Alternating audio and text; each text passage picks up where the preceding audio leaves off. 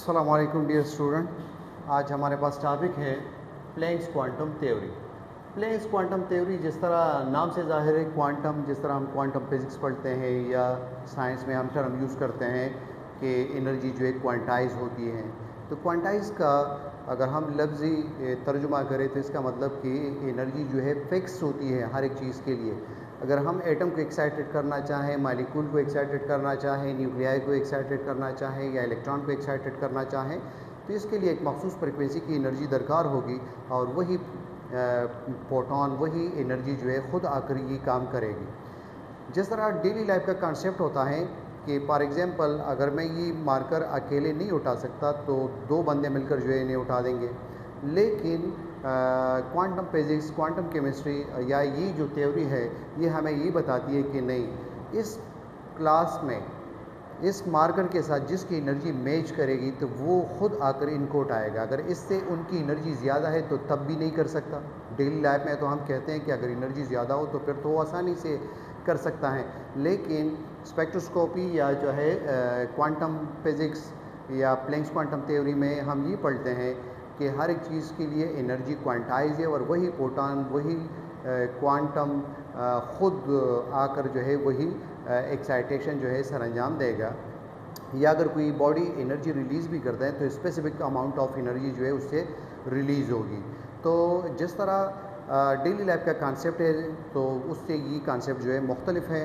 1900 में इन्होंने max planks ने ये कॉन्सेप्ट थ्योरी बनाई और इनके मेन पोस्टुलेट जो है कि वेव पैकेट्स के ऊपर जो है ये रेडिएशन वेव मौजूद है। यानी इस तरह नहीं है कि सन से ज़मीन की तरफ जो है लाइट आ रही है या रेडिएशन वेव्स जो आ रहे हैं तो ये मुसलसल इसी तरह होंगे, बल्कि वो कह रहे हैं कि नहीं, ये स्मॉल पैकेट के शक्ल में होंगे।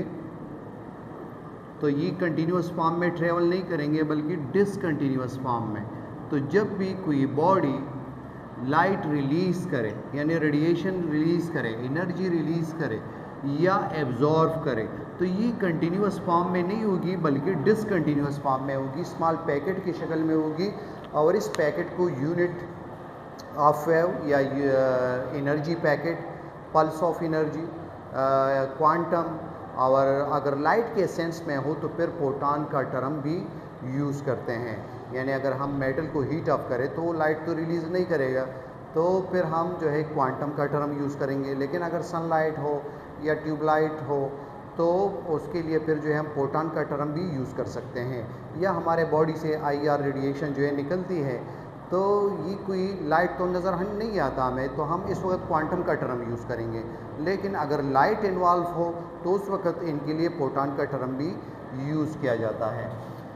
इनके अलावा ये एक पैकेट जो है इनकी एनर्जी कह रहे हैं कि ये फ्रिक्वेंसी के ऊपर जो है डिपेंड होगा कि ये फोटॉन, ये क्वांटम, ये पैकेट जो है एनर्जी का, इनकी एनर्जी जो है फ्रिक्वेंसी से डायरेक्ट रिलेशन में होगी। यानी जैसे जैसे फ्रिक्वेंसी बढ़ेगी तो इनकी एनर्जी ये भी बढ़ेगी।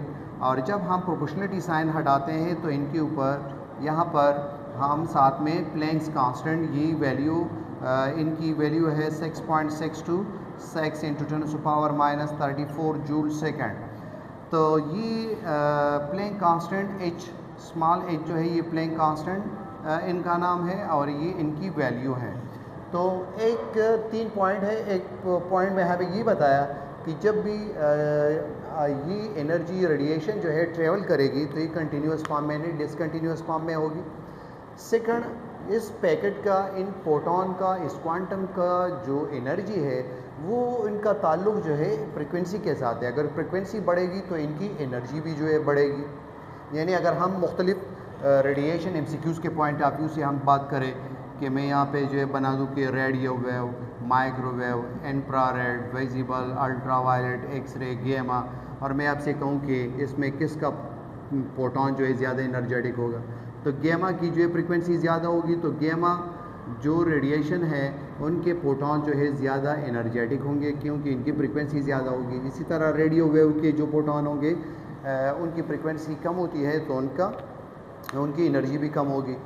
तो ये इसके मुतालिक है। थर्ड पॉइंट हमारे पास है कि जब कोई बॉडी लाइट एब्जॉर्ब करेगी, एनर्जी प्रोटॉन एब्जॉर्ब करेंगे, तो वो या एक प्रोटॉन एब्जॉर्ब करेगा या होल नंबर मल्टीपल करेगा। इसका क्या मतलब है? द एनर्जी एमिट और एब्जॉर्ब, यानी प्रोटॉन के बारे में कह रहा है कि जब कोई बॉडी प्रोटॉन एब्जॉर्ब करेगा या रिलीज़ करेगा तो ये हमेशा या एच न्यू के बराबर होगी या होल नंबर मल्टीपल होगी। तो इसका ये मतलब नहीं है कि 2 3 4 प्रोटॉन चाहिए उसके लिए, नहीं, उनकी एनर्जी जो है वो मल्टीपल हो जाएगी। यानी सपोज़ अगर हमारे पास एक इलेक्ट्रॉन एक्साइटेड करने के लिए एच न्यू एनर्जी चाहिए, तो या तो ये चाहिए एच न्यू, या इनकी जो एनर्जी होगी उनके मल्टीपल चाहिए, लेकिन प्रोटॉन फिर भी वही एक ही होगा, लेकिन उसकी एनर्जी जो है वो मल्टीपल हो जाएगी, होल नंबर मल्टीपल। और इस तरह नहीं होगा, सपोज़ इनके लिए अगर 5 जूल इतनी एनर्जी चाहिए, तो ये इस तरह भी नहीं कर सकता कि 2.5 जूल के 2 प्रोटॉन जो है मिलकर ये काम कर ले, तो ये नहीं हो सकता। या ऐसे भी नहीं हो सकता कि 6 जूल वाला प्रोटॉन जो है आ जाए और ये इलेक्ट्रॉन को एक्साइटेड कर दे, ये भी नहीं हो सकता। और ये भी नहीं हो सकता कि फ्रिक्शन में हो कि 4.5 और 0.5 के जो है मिलकर ये 2 प्रोटॉन मिलकर ये इनको एक्साइटेड करे, ये भी नहीं हो सकता। तो इनके लिए एक फिक्स जो एनर्जी डिफरेंस है, इनके लिए अपना एक प्रोटॉन होगा, एनर्जी पैकेट होगा, तो वो या तो खुद आकर जो है ये काम करेगा एक्साइटेशन का, या अगर इनके लिए ज़्यादा एनर्जी चाहिए तो वो एच न्यू के मल्टीपल होगा। यानी सपोज़ अगर आपके पास एच न्यू जो है ये 2 के बराबर है, दोनों सपोज़ 2 के बराबर है, तो आपके पास E equal to n h nu, यानी आप n जो है 1 2 3 4 आप इनको जो है मल्टीप्लाई कर दे तो 2 आएगा, 2 से मल्टीप्लाई कर दे 2 को तो 4 आएगा, 2 से फिर 3 से मल्टीप्लाई कर दे 2 को, क्योंकि एच न्यू को हमने 2 कंसिडर किया, तो यहाँ पर 6 और 4 मल्टीप्लाई 2 तो 8, तो इनके एनर्जी में जो है फ़र्क आएगा। बाकी ये भी एक प्रोटॉन है, ये भी एक प्रोटॉन है, यानी हमारे पास हर एक एनर्जी के प्रोटॉन जो है नेचर में मौजूद होते हैं। तो जब भी इलेक्ट्रॉनिक एक्साइटेशन होगी या होल एटम की एक्साइटेशन होगी, मालिक्यूल की होगी, न्यूक्लियस की होगी, तो वही पिक्स प्रोटॉन आएगा उनके लिए, और वही प्रोटॉन जो है वो सब्सटेंस एब्जॉर्ब करेगा। ऐसा नहीं हो सकता कि वो फ्रैक्शन में ले ले या उसके लिए मल्टीपल प्रोटॉन जो है एक साथ ले ले, तो उनका या तो एच न्यू के बराबर होगी उनकी एनर्जी या whole number multiple of h nu. तो होल नंबर मल्टीपल का मतलब है कि उसकी एनर्जी जो है उसके मल्टीपल होगी, जिस तरह हमने एग्जांपल दी। ये मतलब नहीं है कि आपके पास जो है 2 3 4 प्रोटॉन होंगे या फ्रिक्शन में होंगे, तो इस तरह नहीं हो सकता।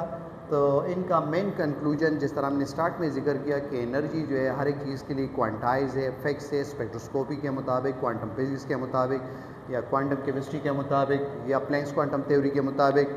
तो जो भी प्रोटॉन चाहिए, जो भी एनर्जी के जो पैकेट चाहिए, वो ख़ुद आकर जो है वही काम करेंगे। जिस तरह डेली लाइफ में हमारा कंसेप्ट होता है, तो इस तरह नहीं हो सकता कि जो मैंने आपको एग्जांपल दी, या सपोज़ अगर ये डाइस में अकेले नहीं उठा सकता तो 2 बंदे आकर जो है उठा सकते हैं, लेकिन इसमें ये नहीं होगा। प्लैंक क्वांटम थ्योरी ये कह रही है कि नहीं, इस क्लास में जिसकी एनर्जी इस डाइस के साथ मैच कर रही है सिर्फ वही वो इसको उठा सकता है। अगर कोई ज़्यादा एनर्जेटिक है, ज़्यादा तगड़ा है, तो वो डेली लाइफ में तो हम कह सकते हैं कि वो तो इस डाइस को मज़ीद आसानी के साथ उठाएगा, लेकिन स्पेक्ट्रोस्कोपी के मुताबिक, क्वांटम फिजिक्स के मुताबिक जो है जिसके डाइस के साथ जिसकी एनर्जी मैच करेगी सिर्फ वही जो है इनको उठा सकता है। Thank you.